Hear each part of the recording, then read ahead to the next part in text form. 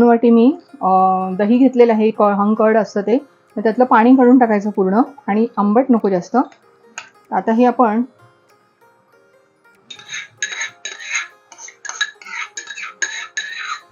आणि ते आपण ह्याच्यात मिक्स करूया.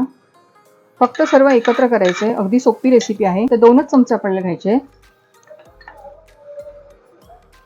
ह्याने आपल्याला एकत्र फक्त असं की त्याच्या आपले सर्व एकत्र ढवळून झालेलं आहे. आणि आता आपण ह्याच्यामध्ये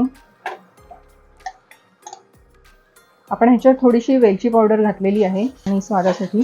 आणि हा आता ॲल्युमिनियम पेपर आहे, त्या दिवशी करून ठेवायचं, म्हणजे दसऱ्याच्या दिवशी ज्या ही 2 ते 3 चमचे मिल्क पावडर घालणार आहोत. त्याच्यात साखर घालूया, बर्फाची पावडरही घालणार आहोत. आपली मस्त अशी रबडी तयार झालेली आहे.